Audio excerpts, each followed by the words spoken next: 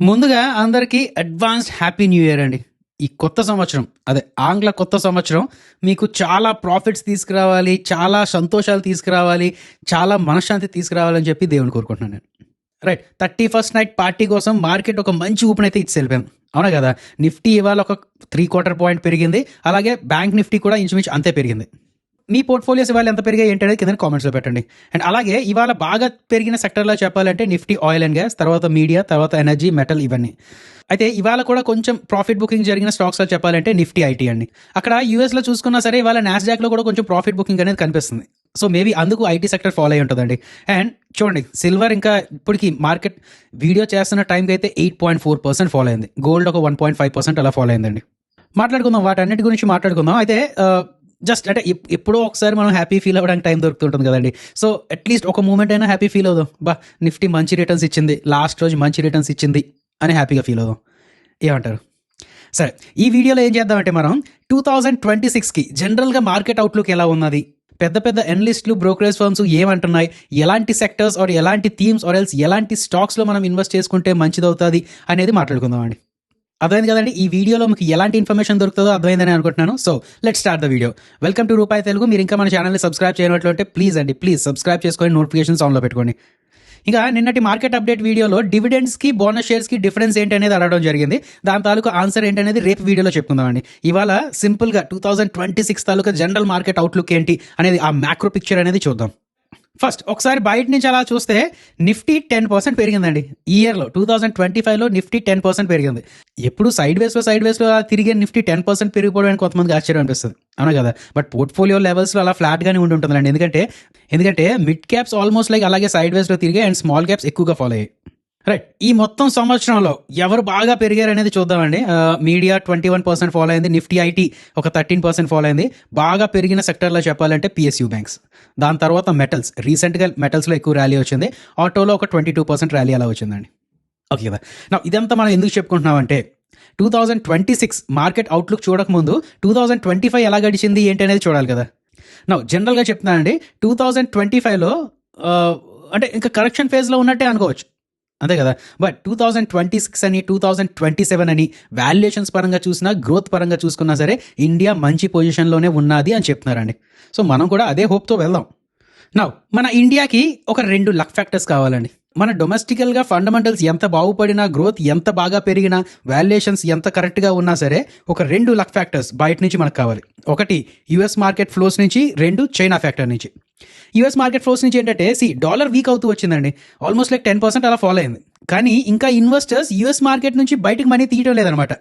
ఒకవేళ 2026లో వాళ్ళు యుఎస్ నుంచి ఎగ్జిట్ అయితే ఆ మనీ ఎమర్జింగ్ మార్కెట్స్లోకి వస్తుంది, అంతేనా?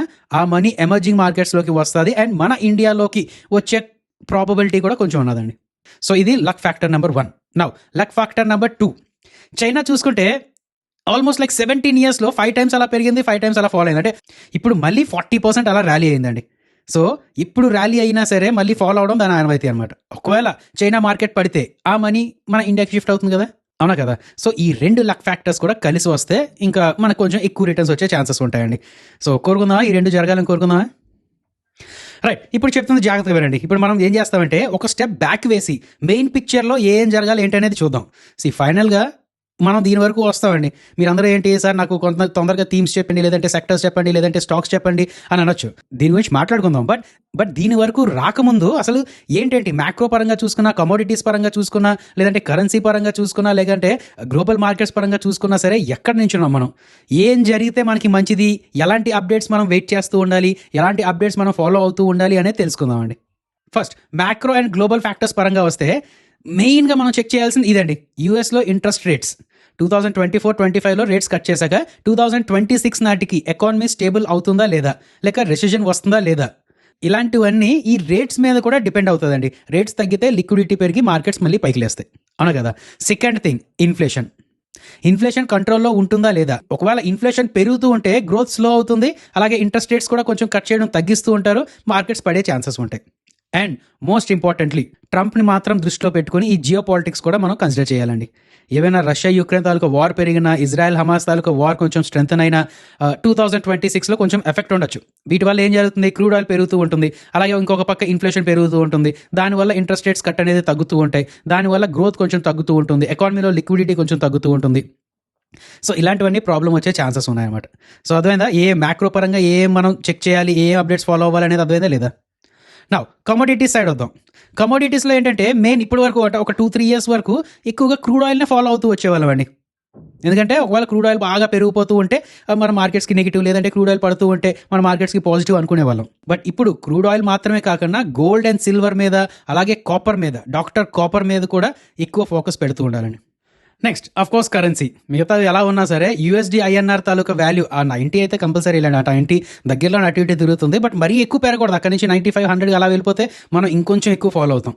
ఒక పక్క డాలర్ ఇండెక్స్ వీక్ అవుతూ ఉంటే మనకి మంచిది, ఇంకొక పక్క రూపీ డిప్రిషియేషన్ ఆగితే మనకి మంచిది అనమాట. అదే కదా. సో యూఎస్డి ఐఎన్ఆర్ కూడా చూస్తూ ఉండాలండి. And of course US taluka equities కూడా చూసుకుంటూ ఉండాలి. ఎందుకు, ఇప్పుడు ఏఐ అనేది చాలా పెరిగిపోతూ వెళ్ళింది. సో ఇది ఒకవేళ బబుల్ బర్స్ట్ అయితే అక్కడ నాస్డాక్ అని, లేదంటే మిగతా స్టాక్స్ కూడా ఫాలో అవుతూ ఉంటాయండి. యూఎస్ మార్కెట్స్ ఫాలో అయితే నేను ఎందుకు ఫాలో అవడం, ఇండియా మార్కెట్ కూర్చోదు కదా, మనం కూడా ఫాలో అవుతూ ఉంటాం. అందుకని యూఎస్ ఈక్విటీస్ని కూడా ఫాలో అవుతూ ఉండడం మంచిది. ఇక్కడ మెయిన్గా ఈ ఏఐ రెవల్యూషన్ దీని గురించి ఆలోచిస్తూ ఉండాలి. 2026 నాటికి ఇప్పటి వరకు ఏంటంటే ఏఐ అనేది ఒక హైప్ లాగే ఉన్నది, బట్ ఇప్పుడు రియాలిటీ ఏంటనేది వస్తుంది. ఈ కంపెనీస్ రియల్గా ప్రాఫిట్స్ తెస్తున్నాయా లేదా ఏంటనేది తెలుస్తూ ఉంటుంటుంది. సో రియాలిటీ మ్యాటర్స్ అండి, ఇది మాత్రం పక్కా గుర్తుపెట్టుకోండి. ఏఐ రెవల్యూషన్లో reality matters in 2026. Second, tech giants. Of course ఈ యాపిల్ అని, అదే ఈ ఫ్యాన్ కంపెనీస్ ఇలాంటివన్నీ ఉన్నాయి కదా, వీటి తాలూకా సిచ్యువేషన్ ఏంటి, గ్రోత్ ఇంకా ఎంతవరకు ఉన్నది ఏంటనేది తెలిసే ఇయర్ ఇది. అండ్ ఆఫ్ కోర్స్ వాల్యుయేషన్స్ కూడా, యూఎస్ మార్కెట్స్ ఓవర్ వాల్యూడ్లో ఉన్నాయా, లేదంటే కరెక్షన్ ఇంకా బాకీ ఏమైనా ఉన్నదా, ఇలాంటివన్నీ కూడా తెలుస్తూ ఉంటుందండి. సో యూఎస్ ఈక్విటీస్ని కూడా మనం ఫాలో అవుతూ ఉండాలి. అండ్ ఆఫ్ కోర్స్ మన ఇండియన్ ఈక్విటీస్. నిన్నే వచ్చింది కదండి న్యూస్, మన ఇండియా జపాన్ కూడా క్రాస్ చేసుకొని 4th లార్జెస్ట్ కంట్రీ అయిపోయింది ఇప్పుడు. మేబీ ఈ సంవత్సరంలోనే 3rd లార్జెస్ట్ ఎకానమీ కూడా అవ్వచ్చేమో. సో ఇది చెక్ చేస్తూ ఉంటారు. అండ్ మెయిన్గా ఇదండి, ఎర్నింగ్స్ తాలూకా గ్రోత్ 15-20% కార్పొరేట్ తాలూకా ప్రాఫిట్ టార్గెట్స్ గ్రోత్ ఎక్స్పెక్ట్ చేస్తున్నారు. ఇది అవుతుందా లేదా అనేది Q3 ఇంకొక 2 వారాల్లో అలా స్టార్ట్ అయిపోతుంది. ఇక్కడ నుంచి ఇంకా హంగామా అండి, మనకి ఎలాగా 15-20% టార్గెట్లో ఉన్నామా లేదా ఏంటనేది తెలిసిపోతూ ఉంటుంది. అండ్ ఇంకొక 3 నెలలు అలా వెయిట్ చేస్తే Q4 తాలూకా రిజల్ట్స్ కూడా వచ్చేస్తాయి. సో FY26 క్లోజింగ్కి ఒక ఐడియా వచ్చేస్తుంది మనకి, ఎక్కడ ఉన్నాం, సిచ్యువేషన్ గ్రోయింగ్లో ఉన్నామా లేదా ఏంటనేది తెలిసిపోతుందండి. ఆ ఎర్నింగ్స్ గ్రోత్ అవుతుందా లేదా అని తెలుసుకోవాలంటే ఇప్పటి వరకు మాట్లాడుకున్నవన్నీ కూడా ఫ్యాక్టర్ ఇన్ అవుతాయి. And of course political stability, దీని మీద కూడా కొంచెం, అంటే ఇన్ఫ్రాస్ట్రక్చర్ తాలూకా భూమి అది ఉండనుందా లేదా అనేది పొలిటికల్ స్టెబిలిటీ మీద కూడా ఆధారపడి ఉంటుంది. అదేంది లేదా. సో ఇవన్నీ చెక్ చేసుకుంటూ ఉండి అప్పుడు మనం థీమ్స్ ఏం సెలెక్ట్ చేసుకోవాలి, ఎలాంటి థీమ్స్ సెలెక్ట్ చేసుకున్నప్పుడు, ఫర్ ఎగ్జాంపుల్ ఇప్పుడు ఎనర్జీ ట్రాన్సిషన్ ఉన్నది, గ్రీన్ ఎనర్జీ అని, సోలార్ అని, విండ్ ఎనర్జీ అని, వీటిలో ఎంతవరకు అప్సైడ్ పొటెన్షియల్ ఉన్నది, ఇన్ఫ్రాస్ట్రక్చర్ అండ్ రైల్వేస్లో, డిఫెన్స్లో, మ్యానుఫ్యాక్చరింగ్ పరంగా చూసుకుంటే PLI స్కీమ్స్ అని, అండ్ ఇవన్నీ పెరుగుతున్నప్పుడు బ్యాంకింగ్ అండ్ ఫైనాన్స్, వీటి తాలూకా డిమాండ్ కూడా పెరిగే ఛాన్సెస్ ఉన్నాయి. సో ఇలాంటివన్నీ అలా చూసుకుంటూ ఉండాలండి. మనం మాట్లాడుకుందాం ఈ థీమ్స్ కోసం, మళ్ళీ మాట్లాడుకుందాం. అయితే ఈ లోపల అసలు నిఫ్టీ కోసం ఏం మాట్లాడుతున్నారు, జనరల్గా నిఫ్టీ కోసం ఏం మాట్లాడుతున్నారు బ్రోకరేజ్ అనేది చూస్తే, అందరిలోని ఆన్ అండ్ యావరేజ్గా చూసుకుంటే ఒక 13-14% అలా అప్సైడ్ పొటెన్షియల్ ఉన్నదని అనుకుంటున్నారు. బేస్ కేస్ సినారియోస్ చెప్తున్నానండి. అండ్ మనం ఆల్రెడీ ముందే డిసైడ్ అయిపోయాం కదా, నేను ఏం చెప్పానండి, ఒక 12% CAGRతో గ్రో అయినా సరిపోతుంది. నిఫ్టీ కాదు, మన పోర్ట్ఫోలియోస్ అంటే మినిమం 12%, 15% అలా గ్రో అయితే మంచిదే అండి. సో ఆ పరంగా చూసుకుంటే వీళ్ళ తాలూకా బ్రోకరేజ్ టార్గెట్స్ కూడా కొంచెం అలైన్ అవుతున్నాయి. ఇంకొంచెం డీటెయిల్గా చూస్తే ICICI సెక్యూరిటీస్ వాళ్ళు 29,500 టార్గెట్ ఇస్తున్నారండి. వీళ్ళు అంటుంది ఏంటంటే, ఒక పక్క ఇన్ఫ్లేషన్ తగ్గుతూ ఉంటుంది, రేట్ కట్స్ చేస్తూ ఉంటారు, జీడిపి గ్రో అవుతూ ఉంటుంది, 8th పే కమిషన్ తాలూకా బూస్ట్ ఇది కూడా పెరుగుతుంది. అంటే ఇప్పుడు 1 కోటి మంది ఎంతమందో సెంట్రల్ గవర్నమెంట్ ఉద్యోగులు ఉన్నారు కదా, వాళ్ళకి శాలరీస్ కూడా పెరుగుతూ ఉంటాయి. సో దానివల్ల అంటే జీడిపి మీద ఒక 0.5% ఇంక్రీజ్ అయితే ఉంటుంది అని చెప్పి అంటున్నారు అనమాట. సో దాని తాలూకా రిపుల్ ఎఫెక్ట్ పెద్దదే ఉంటుందండి. బట్ ICICI సెక్యూరిటీస్ వాళ్ళు ఇలాగ 29,500 అండ్ సూపర్ బులిష్, ఇప్పటి వరకు నేను చూసిన బ్రోకరేజ్ టార్గెట్స్లో సూపర్ బులిష్గా ఉన్నదైతే ICICI సెక్యూరిటీస్ వాళ్ళు. తర్వాత నోమ్రా వాళ్ళు ఒక 29,300. వీళ్ళు ఏమంటున్నారంటే వాల్యుయేషన్స్ ఇప్పుడు కొంచెం రీజనబుల్గా ఉన్నాయి, చాలా రోజుల నుంచి కన్సాలిడేషన్లో ఉన్నది కాబట్టి వాల్యుయేషన్స్ రీజనబుల్గా ఉన్నాయి అంటున్నారు. And of course India taluka growth story long term అయితే ఇంకా స్టిల్ ఇంటాక్ట్గానే ఉన్నది అంటున్నారు. కొటక్ వాళ్ళు ఏంటంటే 29,120 అండ్ వీళ్ళు కూడా అంతే, ఎర్నింగ్స్ గ్రోత్ 15-16% ఉంటుంది అని నమ్ముతున్నారండి. అండ్ మీరు కంపల్సరీగా గుర్తుపెట్టుకోండి, ఎర్నింగ్స్ తాలూకా గ్రోత్ ఆ 15-16% ఏదైతే ఉన్నదో ఇది మెయింటైన్ చేయకపోతే కష్టమే, 2026 కూడా కష్టమే. బట్ ఆ గ్రోత్ వస్తుందని అనుకుందాం, ఎందుకంటే బేస్ ఎఫెక్ట్ కూడా ఉంటుంది కదా. 2025లో మరీ అంతలా పెరగలేకపోయారు వాళ్ళు. సో ఆ బేస్ ఎఫెక్ట్ వల్ల కొంచెం ఎక్కువ గ్రోత్ చూపించే ఛాన్స్ ఉంటుంది కదా. గోల్డ్మెన్ సాక్స్ వాళ్ళు అయితే 29,000. వీళ్ళు ఏమంటున్నారంటే FIS పాసిబుల్ రిటర్న్కి పాసిబిలిటీ ఉన్నది అని అంటున్నారు. అది జరగాలండి, జరిగితే మంచిదే. అదే జెఫ్రీస్ వాళ్ళు ఏంటంటే కన్సర్వేటివ్గా ఉన్నారు. వీళ్ళు ఏమంటారంటే ఎఫ్ఐఎస్ అయితే తిరిగి వచ్చే ఛాన్స్ కనబడట్లేదు, బట్ డిఐఎస్ ఎలాగో ఎస్ఐపి అని ఇలాంటివన్నీ ఇన్వెస్ట్మెంట్స్ అవుతున్నాయి కాబట్టి అక్కడ నుంచి సపోర్ట్ వస్తుంది అని చెప్పి అంటున్నారు. అలాగే గవర్నమెంట్ క్యాపెక్స్ ఏదైతే ఉన్నదో ఇది కంటిన్యూ అవ్వచ్చు అని చెప్పి అంటున్నారండి. నౌ ఈ టార్గెట్స్ అన్ని అచీవ్ అవ్వాలంటే ఇప్పటివరకు మనం చెప్పుకున్నాం, బట్ ఇది గుర్తుపెట్టుకోండి, సపరేట్గా చెప్తున్నాను, గుర్తుపెట్టుకోండి. Condition number 1, corporate taluka earnings growth 14 to 16% అలా పెరగాలండి. ఎస్పెషల్లీ బ్యాంకింగ్ అని ఐటీ సెక్టర్ ఇలా పెరిగితే మంచిది. Condition number 2, rate cuts Boost అవుతూ ఉండాలి, ఆ సెంటిమెంట్స్ పెరుగుతూ ఉండాలి.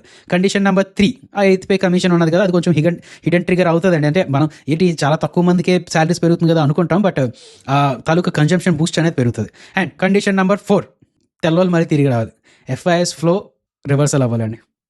సో మనం ఏం వాచ్ చేస్తూ ఉండాలి? 1 ఎఫ్ఐడిఐ తాలూకా డేటా, 2 ఇన్ఫ్లేషన్ తాలూకా డేటా, 3 క్రూడ్ ఆయిల్ తాలూకా prices, and 4 quarterly results, Q3 అని Q4 అని చాలా అంటే వీళ్ళ తాలూకా రిజల్ట్స్ అండ్ గైడెన్స్ కూడా ప్రాపర్గా ఫాలో అవుతూ ఉండాలి. మనం ఎలాగో ఇప్పటి నుంచి ఇన్ డీటెయిల్గా వీడియోస్ అవన్నీ చేసుకుంటూ ఉందాం అనుకున్నాం కాబట్టి టచ్లో ఉంటూ ఉండండి, మన రూపాయి ఛానల్తో టచ్లో ఉంటూ ఉండండి. ఒక సంవత్సరంలో మీకు మొత్తం ఐడియా వచ్చేస్తుంది అన్నమాట మార్కెట్స్ గురించి. ఓకే కదా, సబ్స్క్రైబ్ చేసుకున్నారా లేదా? అలాగే ఆ లైక్ అని, షేర్ అని, కామెంట్స్ అని చేస్తున్నారా లేదా? ప్లీజ్ చేస్తూ ఉండండి. నెక్స్ట్ గోల్డ్ అని, సిల్వర్ అని, కాపర్ అని వీటిని కూడా మనం ఫాలో అవుతూ ఉండాలండి, ఎందుకంటే వీటి మీద డిఫరెంట్ స్టాక్స్ డిపెండ్ అయి ఉన్నాయి. నా గోల్డ్ ప్రకారం చూసుకుంటే గోల్డ్మెన్ సాక్స్ వాళ్ళు అయితే సూపర్ కాన్ఫిడెంట్గా ఉన్నారు.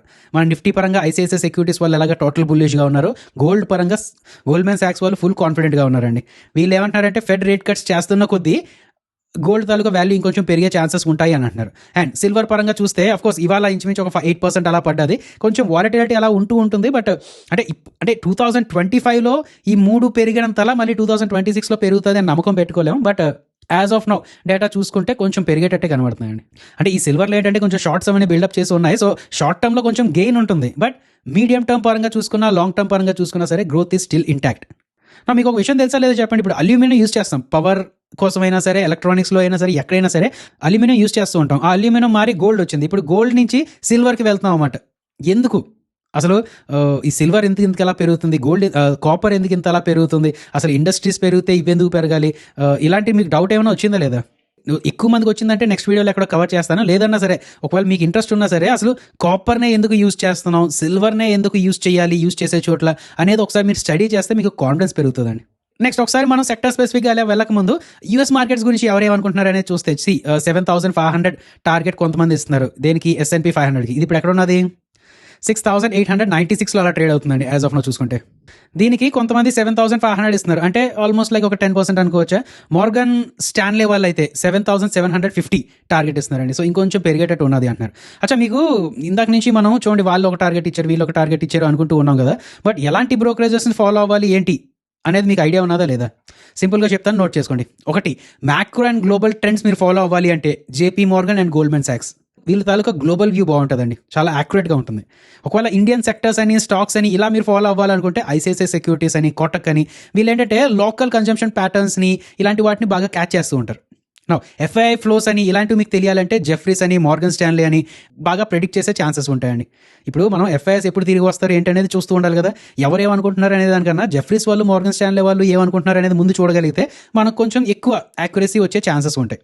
గ్లోబల్ తాలూకా మ్యాక్రో ట్రెండ్స్ ఇవన్నీ JP Morgan and Goldman socks. Indian పరంగా చూసుకుంటే ICICI securities, Kotak, axis securities ఇలాంటివి. ఓకే కదా, రైట్, అంతా బాగానే ఉన్నదండి. మార్కెట్ రివైవ్ అవ్వచ్చు అనుకుంటున్నాం, వాలటిలిటీ అలాగే ఉంటుంది అనుకుంటున్నాం. ఇటు ప్లస్ సైడ్ ఏవైతే పాయింట్స్ ఉన్నాయో నెగిటివ్ సైడ్ కూడా అన్ని పాయింట్స్ ఉన్నాయి. సో ఎప్పటికప్పుడు మార్కెట్ చెక్ చేసుకుంటూ ఉండాలి, అప్డేటెడ్గా ఉంటూ ఉండాలి అనుకున్నాం. అంతా బాగానే ఉన్నది. నౌ ఫైనల్ స్టెప్ ఏంటి? ఎలాంటి సెక్టర్స్ ఆర్ ఎల్స్ ఎలాంటి థీమ్స్ మీద ఇంట్రెస్ట్ చూపించాలి, ఎలాంటి వాటిని ఫాలో అవుతూ ఉండాలి అనేది చూసుకుందాం. ఓకే కదా, ఒక్కొక్క బ్రోకరేజ్ సంస్థ పరంగా వస్తే మార్గన్ స్టాన్లీ పరంగా వాళ్ళు ఏంటంటే ఎక్కువ క్యాపెక్స్ పెట్టే సంస్థల్లో ఎక్కువ మూవ్మెంట్ వచ్చే ఛాన్సెస్ ఉన్నాయి అని అంటున్నారండి. క్యాపెక్స్ అంటే క్యాపిటల్ ఎక్స్పెండిచర్, ఎక్స్పాన్షన్కి డబ్బులు ఎక్కువ పెడుతున్న కొద్దీ వాళ్ళ తాలూకా వాల్యుయేషన్స్ రీరేటింగ్ అయ్యే ఛాన్సెస్ ఉన్నాయి అని అంటున్నారు. ఎందుకు అనేది సింపుల్గా మాట్లాడుకుందాం. చూడండి, పవర్ క్రైసిస్ ఫియర్. ఇండియాలో పవర్ డిమాండ్ సప్లై కంటే ఫాస్ట్గా పెరుగుతుంది. అదేందా, డేటా సెంటర్స్ అని, ఈవీస్ అని, సమ్మర్ హీట్ అని ఇలాగా డిమాండ్ బాగా పెరుగుతుందండి, బట్ సప్లై అంతలా పెరగలేకపోతుంది. సో దీనివల్ల ఏంటంటే ఎనర్జీ పరంగా ట్రెడిషనల్, రెన్యూవబుల్ ఈ స్టాక్స్ అని, సెక్టర్స్ అని ఎక్కువ ఫోకస్లో ఉండబోతాయండి. NTPC అని, టాటా పవర్ అని, పవర్ గ్రిడ్ అని, అదానీ గ్రీన్ అని, ఈ రెన్యూవబుల్ స్టాక్స్ కూడా వీటిని కూడా కొంచెం అంటే ఫోకస్లో పెట్టుకోండి. ఎందుకంటే ఇక్కడ నుంచి వీళ్ళు క్యాపెక్స్ పెట్టుకుంటూ ఉంటారనమాట, కొత్త ప్లాంట్స్ కట్టాల్సిందే అని చెప్పి అంటున్నారు. అలాగే డిఫెన్స్ ఎక్స్పోర్ట్స్ పరంగా మాట్లాడాలి అంటే ఇప్పటి వరకు మనం ఇంపోర్ట్ చేసుకునే వాళ్ళం, ఇప్పటి నుంచి ఎక్స్పోర్ట్ చేసుకుని ఇవన్నీ తెలుసు కదా మీకు. సో ఇది హ్యూజ్ సైకలాజికల్ షిఫ్ట్ అనమాట. అఫ్కోర్స్ నెక్స్ట్ రాబోయే బడ్జెట్ ఏదైతే ఉన్నదో ఈ బడ్జెట్ మీద కూడా చాలా వరకు ఆధారపడి ఉంటుందండి. సో దీంతో కూడా మనం టచ్లో ఉంటూ ఉండాలి. నౌ ఈ మోర్గన్ స్టాన్లే వాళ్ళ ప్రకారం ఏం జరగాలి అంటే, ఒకటి ప్రైవేట్ క్యాపెక్స్ అయితే కిక్ స్టార్ట్ అవ్వాలి అండి. ఇప్పటి వరకు మనం గవర్నమెంట్ క్యాపెక్స్ చూసాం, గవర్నమెంట్ మాత్రం ఎక్కువ డబ్బులు ఖర్చు పెట్టుకుంటూ వస్తుంది, రైల్వేస్ అని, డిఫెన్స్ అని. ఇలాగా 2026 నాటికి ఫ్యాక్టరీస్ కట్టడం స్పీడ్ పెంచాలి, క్యాపెక్స్ పెట్టుకుంటూ ఉండాలండి. అండ్ ఇంకొకటి, ఒకవేళ వీళ్ళందరూ క్యాపెక్స్ మొదలు పెడితే క్యాపిటల్ గుడ్ స్టాక్స్ ఉన్నాయి కదా, సిమెన్స్ అని, ఏబీబీ అని, థర్మాక్స్ అని, వీటికి కూడా ఎక్కువ హ్యూజ్ ఆర్డర్స్ వచ్చే ఛాన్సెస్ ఉన్నాయా లేదా? ఎఫెక్ట్స్ అనమాట. అలా మీరు అన్ని గుర్తుపెట్టుకుంటూ ఉండాలి. అందుకనే పై నుంచి ఎక్కువగా చెప్తున్నాను. అలా మనం కమింగ్ ఫార్వర్డ్ రోజు వీడియోస్ చేసుకుంటున్నప్పుడు ఇంకొంచెం ఇన్డెప్త్గా వెళ్తూ ఉంటాం అన్నమాట. నెక్స్ట్ ఇప్పటి వరకు మనం డిమాండ్ సైడ్ మాట్లాడుకున్నాం, లేదంటే క్యాపెక్స్ పెడతారు అది ఇది అనుకున్నాం. బట్ సప్లై సైడ్ చూసుకోవాలంటే రా మెటీరియల్ తాలూకు స్టెబిలిటీ ఉండాలి కదా. స్టీల్ అని, సిమెంట్ అని, కాపర్ అని, ఇవన్నీ ఎప్పటికప్పుడు స్టేబుల్గా ఉంటూ ఉండాలన్నమాట ప్రైసెస్. సో మన ఇండియా ఈ ఇంపోర్ట్ డ్యూటీస్ వేస్తూ ఉండడం, లేదంటే ఎక్స్పోర్ట్ రిస్ట్రిక్షన్స్ పెడుతూ ఉండడం, ఇలాంటి న్యూస్ ఏం వచ్చినా సరే ఎఫెక్ట్ అవుతూ ఉంటాయి. ఈ స్టాక్స్ ఎక్కువ ఎఫెక్ట్ అవుతూ ఉంటాయండి. సో ఫైనల్గా చెప్పండి, మనం ఎలాంటి పాయింట్స్ కోసం వెయిట్ చేస్తూ ఉండాలి ఈ పరంగా చూసుకుంటే? 1 quarterly results, 2 power demand data, power demand ఎలా పెరుగుతుంది ఏంటి, 3 క్యాపెక్స్ ఎంతలా పెడుతున్నారు, కొత్త ఆర్డర్స్ ఎలా వస్తున్నాయి, డబ్బులు ఎలా రేస్ చేస్తున్నారు, ఇలాంటివన్నీ చూసుకుంటూ ఉండాలి. And 4th order taluka inflows, వేరే వాటికి సిగ్నిఫికెంట్ ఆర్డర్ విన్స్ వస్తున్నాయా లేదా, ఇలాంటివన్నీ చెక్ చేసుకుంటూ ఉండాలండి. నెక్స్ట్ జెఫ్రీస్ వాల్ గురించి మాట్లాడుకోవాలండి. వీళ్ళు ఎక్కువగా రియల్ ఎస్టేట్ సైడ్ ఫోకస్ చేయమంటున్నారు అనమాట. అదేనా, రియల్ ఎస్టేట్లో సూపర్ సైకిల్ అనేది స్టార్ట్ అవ్వచ్చు, అయ్యే ఛాన్సెస్ చాలా ఎక్కువ ఉన్నాయని చెప్పి అంటున్నారు. ఇక్కడ ఈ జెఫ్రీస్ వాల్ రిపోర్ట్ చూడండి. OW2 అంటే ఓవర్ వెయిట్, UWT అంటే అండర్ వెయిట్. అంటే ఇది కొంచెం నెగిటివ్గా ఉన్నట్టు, వీటిలో పాజిటివ్గా ఉన్నట్టు. ఇందులో చూడండి real estate side normal weightage చూసుకుంటే 1.4% అలా ఉండాల్సి వస్తుంది, బట్ వీళ్ళు 4.4% ఇస్తున్నారండి. అలాగే సిమెంట్ పరంగా చూసుకున్న 1.4% ఇవ్వాల్సి వస్తుంది, వీళ్ళు 5.5% ఇస్తున్నారు. అంటే అర్థమైందా? ఏదైతే నార్మల్ న్యూట్రల్ వెయిటేజ్ ఉన్నదో, అంటే ఇప్పుడు మీరు 100 రూపాయలు పెడుతున్నారండి, చాలా జాగ్రత్తగా గమనించండి. ఇది మీరు 100 రూపాయలు పెడుతున్నారు, ఆ 100 రూపాయల్లో 25 రూపాయలు నార్మల్గా చూసుకుంటే లెండింగ్, ఫైనాన్షియల్స్, వీటిలో పెట్టాలన్నమాట. బట్ జెఫ్రీస్ వాళ్ళు ఏమంటున్నారు, 28 రూపాయలు పెట్టండి పర్లేదు అంటున్నారు, ఓవర్ వెయిట్.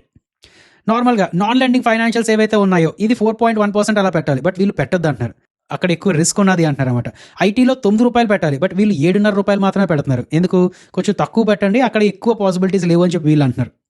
అదేనా? సో నేను అందుకనంటే ఇవన్నీ చెప్పడం బదులు ఏంటంటే దాన్ని సింపుల్గా సమ్మరీలా చెప్పాలని ఇలా చెప్పాను. రియల్ ఎస్టేట్ సైకిల్ ఏదైతే ఉన్నదో, ఈ రియల్ ఎస్టేట్ తాలూకా గ్రోత్ మీద వీళ్ళు ఎక్కువగా కాన్ఫిడెంట్గా ఉన్నారండి. అందుకనే ఆ పరంగానే మాట్లాడుకుందాం. వీళ్ళు ఏమంటున్నారు, బుల్ కేస్ పరంగా చూసుకుంటే ప్రస్తుతం మేజర్ సిటీస్లో, హైదరాబాద్లో, బెంగళూరులో, ముంబైలో అన్సోల్డ్ ఇన్వెంటరీ అనేది చాలా తక్కువ ఉన్నది. సో ఇక్కడ నుంచి డిమాండ్ పెరిగే కొద్దీ బిల్డర్స్ ఎక్కువ కడుతూ ఉండాలి అని చెప్పి అంటున్నారు. అండ్ 2 ప్రీమియం షిఫ్ట్ అవుతుంది, అంటే జనాలు అప్గ్రేడేషన్ కోరుకుంటున్నారు. ఇప్పుడు 2 BHK ఉన్న వాళ్ళు 3 BHKలోకి వెళ్దాం అనుకుంటున్నారు. సో ఇలాగా ఉన్నది కాబట్టి ప్రీమియమైజేషన్ ట్రెండ్ వల్ల DLF అని, గోద్రేజ్ అని, ప్రెస్టేజ్ అని, ఇలాంటి బ్రాండెడ్ ప్లేయర్స్కి మార్జిన్స్ బాగా పెరుగుతాయని చెప్పి అంటున్నారు. అండ్ ఇంకొకటి క్లీన్ మార్కెట్స్, ఈ రేరా వచ్చాక చిన్న బిల్డర్స్ పోయి కార్పొరేట్ బిల్డర్స్ తాలూకా మార్కెట్ షేర్ పెరిగింది కదా. సో దానివల్ల ఏంటంటే అన్ఆర్గనైజ్ నుంచి ఆర్గనైజ్ షిఫ్ట్ అవుతుంది అని చెప్పి అంటున్నారండి. అయితే రిస్క్ లేదా అంటే ఇలాంటి వాటిలో రిస్క్ ఉంటుంది. అఫోర్డబిలిటీ ట్రాప్ అంటారు అనమాట. ప్రైసెస్ ఆల్రెడీ 2 to 3 ఇయర్స్లో 40-50% అలా పెరిగిపోయి, సో ఇంకా పెరిగాయి అనుకోండి. ఇప్పుడు హైదరాబాద్లో చూసుకున్న, వైజాగ్లో చూసుకున్న, బెంగళూరు మీరు చూసే ఉంటారు కదా, ఎంతలా పెరిగిపోయాయండి. మీరు ఇప్పుడు SFT రేట్ ఎంతలా పెరిగిపోయింది. సో ఇక్కడ పోనీ అలా వెయిట్ చేస్తుంటే పర్లేదు, బట్ ఇక్కడ నుంచి ఇంకా పెరిగితే మాత్రం అఫోర్డబిలిటీ కష్టమైపోతుంది. ఎందుకులే కొనుక్కోవడం, రెంట్కే ఉందామని చెప్పి ఎక్కువ మంది అనుకోవచ్చు. సో సేల్స్ లో అయ్యే ఛాన్సెస్ ఉన్నాయి. అండ్ అఫ్కోర్స్ ఇంట్రెస్ట్ రేట్స్ కూడా, హోమ్ లోన్ రేట్స్ ఇంకా తగ్గుతూ ఉంటే పర్వాలేదు, బట్ ఒకవేళ పెరిగినా లేదంటే అక్కడే ఉన్నా సరే EMI బర్డెన్ వల్ల బయర్స్ కొంచెం వెనక్కి తగ్గే ఛాన్సెస్ ఉన్నాయి. సో ఏం జరగాలండి? జెఫ్రీస్ వాళ్ళు చెప్పినట్టు రియల్ ఎస్టేట్ సైకిల్లో ఏం జరగాలి?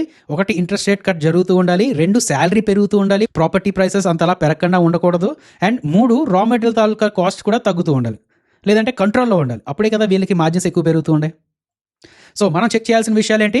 1 క్వార్టర్లీ నెంబర్స్ చూస్తూ ఉండాలి, ప్రీ సేల్స్ నెంబర్స్ చూస్తూ ఉండాలి, ఇన్వెంటరీ ఎలా ఉన్నది ఏంటి అనేది చూస్తూ ఉండాలి, అండ్ అలాగే హోమ్ లోన్ డేటా కూడా చూస్తూ ఉండాలి. HDFC వాళ్ళు, ICICI బ్యాంక్, SBI వాళ్ళు, ఇలాంటి వాళ్ళు హోమ్ లోన్స్ ఎంత ఇస్తున్నారు ఏంటి అనేది తెలుస్తూ ఉంటే మనకి వీళ్ళ తాలూకా డిమాండ్ ఎంత ఉన్నది ఏంటి అనేది కూడా తెలుస్తూ ఉంటుంది కదండి. నెక్స్ట్ ICICI సెక్యూరిటీస్ వాళ్ళ గురించి మాట్లాడుకుంటే వీళ్ళు ఎక్కువగా బ్యాంక్ నిఫ్టీ మీద కాన్ఫిడెంట్గా ఉన్నారండి, బ్యాంకింగ్ స్టాక్స్ మీద కాన్ఫిడెంట్గా ఉన్నారనమాట. అండ్ మిడ్ క్యాప్ పరంగా చూసుకుంటే ప్రైస్ వైజ్ అయి చూసినా లేదంటే టైం వైజ్ చూసినా కొంచెం అంటే ఆ కరెక్షన్ ఏదైతే ఉన్నదో అది ఇంకా మెచ్యూరిటీ స్టేజ్కి వచ్చేయచ్చు అంటారు. అంటే maybe second half of calendar year 2026లో కొంచెం లైక్ అప్ మూమెంట్ వచ్చే ఛాన్సెస్ ఉన్నాయేమో. బట్ ఏదైనా అంటే ఇప్పుడు టాపిక్ వచ్చింది కాబట్టి చెప్తున్నానండి, ఇప్పటికీ స్టిల్ నేను అదే చెప్తున్నాను, market all time high cross చేసుకొని కొన్ని రోజులు సస్టైన్ అయ్యేంత వరకు మిడ్ క్యాప్, స్మాల్ క్యాప్స్ నుంచి కొంచెం దూరంగా ఉంటూ ఉండాలండి. బట్ ఒకవేళ సస్టైన్ అయిపోతే మాత్రం వాటికి టైం వచ్చినట్టే. ఎందుకంటే ఎప్పుడైనా మార్కెట్లో డబ్బులు ఇన్ఫ్లోస్ అనేది ఎక్కువగా లార్జ్ క్యాప్ స్టాక్స్లో వస్తుంటే దాని తర్వాత మిడ్ క్యాప్ స్టాక్స్, దాని తర్వాత స్మాల్ క్యాప్ స్టాక్స్లో వస్తూ ఉంటాయండి. అండ్ ఈ రెండిట్లో ఆ స్మాల్ క్యాప్ స్టాక్స్లో డబ్బులు ఎక్కువ వెళ్తున్నప్పుడు ఈ లార్జ్ క్యాప్ స్టాక్స్ కొంచెం సైడ్ వేస్లో ఎక్కువ తిరుగుతూ ఉంటాయి. అబ్జర్వ్ చేస్తూ ఉండండి మీరు. సరే, ఎనీవేస్ వీళ్ళు ఐసిఐసిఐ సెక్యూరిటీస్ వాళ్ళు చెప్తున్న బట్టి ఏం జరగాలంటే, ఒకటి ఇన్ఫ్లేషన్ కంట్రోల్ అవ్వాలండి, రెండు వాల్యూమ్ గ్రోత్ అవ్వాలి.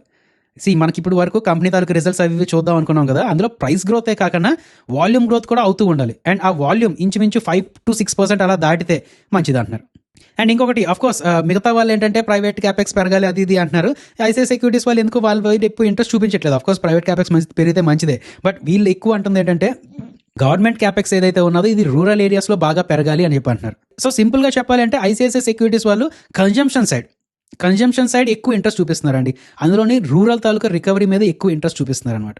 సో మనం ఏం చెక్ చేస్తుంటూ ఉండాలి, రూరల్ ఎకానమీ షిఫ్ట్ అవుతుందా లేదా అని తెలుసుకోవాలంటే, ఒకటి 2-వీలర్ తాలూకా సేల్స్ డేటా, ఎక్కువగా హీరో మోటార్ కార్ప్ అని, బజాజ్ ఆటో అని, వీటి తాలూకా సేల్స్ డేటా చూస్తూ ఉండాలి. నెక్స్ట్ ట్రాక్టర్ సెగ్మెంట్లో సేల్స్ ఎలా అవుతున్నాయి ఏంటి అనేది చూస్తూ ఉండాలి. And of course raw material taluka prices కూడా కొంచెం కంట్రోల్లో ఉంటూ ఉండాలి, లైక్ క్రూడ్ అని, పామ్ ఆయిల్ అని ఇలాగా.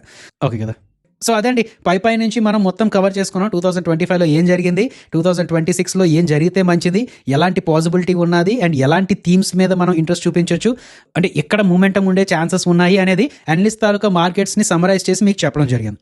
వీడియో యూజ్ అయిందని అనుకుంటున్నానండి. ఒకవేళ అర్థం కాకపోతే మళ్ళీ చూడడానికి ట్రై చేయండి. Once again wish you a very very happy new year. జై హింద్. ఒకసారి మన డిస్క్లైమర్ చూసేయండి. మేము ఏది చెప్పినా సరే అది ఎడ్యుకేషన్ అండ్ ఇన్ఫర్మేషన్ పర్పస్ కోసమే. మేము SEBI registered advisor or research analyst రెండు కాదు. మేము ఏమి ఇచ్చినా సరే అది ఫైనాన్షియల్ అడ్వైస్ కాదు. We're not giving any buy or sell calls. ఏది ఫైనాన్షియల్ అడ్వైస్ కాదండి, జస్ట్ ఎడ్యుకేషన్ ఇన్ఫర్మేషన్ పర్పస్ కోసం. మీ ఓన్ రీసెర్చ్ చేసుకోండి, లేదు అంటే ఒక సెబీ రిజిస్టర్డ్ అడ్వైజర్ అయినా కలండి.